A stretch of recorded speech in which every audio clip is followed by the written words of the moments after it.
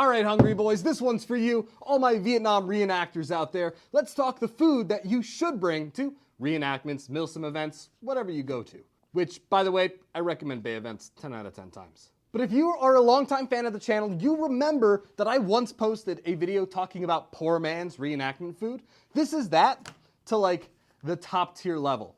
Unless you're eating original stuff or one-to-one accurate made reproductions, this is probably going to be your best bet. And there's no MRE bits in here. Let's start with the C-Rats. C-Rations were the most common food item eaten during the Vietnam War by US soldiers. And to date, there's not really a retail company that makes accurate reproductions for an edible price. One that you can buy a whole bunch of and then take to events. So let's talk about this one that was made 100% custom, no original parts by a good friend of mine, Buck Leatherman. First, it starts in a box, which is identical to my original boxes.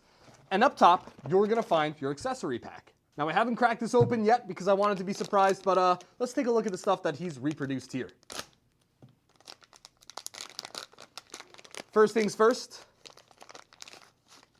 we have some toilet paper. Beautiful markings, period style toilet paper. 2 containers, one is coffee instant type 1, and the other is a cream substitute. A matchbook, which is accurately reproduced with the striker on the front. Packet of salt, packet of sugar, and hopefully you guys can see this, these things are beautiful. And 2 little pieces of gum. Let's pop all these back into the brown container because I'm going to want to talk about all the other stuff we've got in this. That'll do for now. Inside of the C-Rat, we have white bread accurately labeled with a beautiful can that is one-to-one with the C-Rat B units that I have, and a fantastic color too. Your main course, which is ham and lima beans, although he does make reproductions of all of these other ones. And taking a closer look, it looks like the way he does this is he finds accurate cans of the food, wraps a paper around, and then paints them, which helps give it that smooth surface. In some of the light, you can see the ridges underneath, but for a disposable item, this is fantastic. And lastly, underneath a piece of cardboard, we have the B2 unit, which is crackers and candy. This thing is beautiful, and if you want to see me open this up and eat it all, let me know in the comments below. I can definitely do another video, a Steve MRE style video. But that's enough of the C-Rat, let's talk about the LRP Rations. Now, Buck also makes these, but I decided to take it upon myself to make them my own way. And I didn't do all of the internal accessory packets and spend all that time because I was never going to use any of it. So these are LRP Rations with contents that I actually eat and use at events. I have a couple different styles, a couple different meals, but let's take a look at what I've got here. I use original Mountain House meals as the main course because that's what was used initially. They might not be Mountain House brand, but they're all that freeze-dried style meal. So first things first, I've got some crackers. These are vacuum sealed in a bag, but they're crackers. Not really much to say in there. And a small white spoon that is individually wrapped. This is a modern style and not identical to the C-Rat style, but it still has that folded ridge there for stability and is still flimsy. In here, in place of the dessert bar, which is usually like a chocolate roll, I have some Fig Newtons.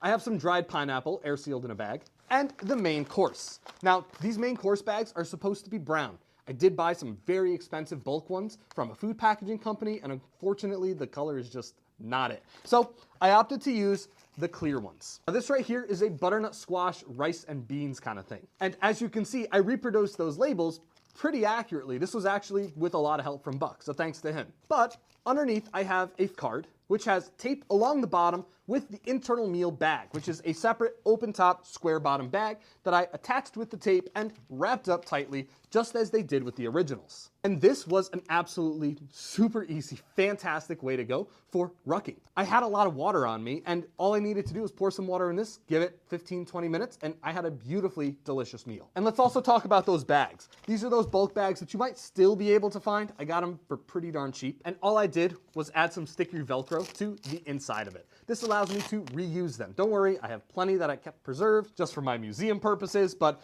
these are ones that I have no problem using out at events. But this is an original bag, just with that vertical writing. I do see a lot of people say that the horizontal writing was the one used by LRPs in Vietnam, and whether or not that's true, this kind of bag regardless, even on the side you can't see the writing, just looks just fine. way better than an MRE bag. So with that being said, hopefully you guys enjoyed my showcase of what I bring to Vietnam reenactments to actually eat. Aside from the meal pass that we do at Broken Arrow events, this is a fantastic supplemental piece, and hopefully you take some inspiration for it. If you want to know more and see me eat any of these, let me know in the comments below. And as always, if you want to support the channel, check out the Patreon channel memberships. Like, subscribe, that's free, and I appreciate every bit that you guys do to help me keep going. This is the Gear Locker. We'll see you and eat you in the next note. Not gonna note. Just see you in the next one.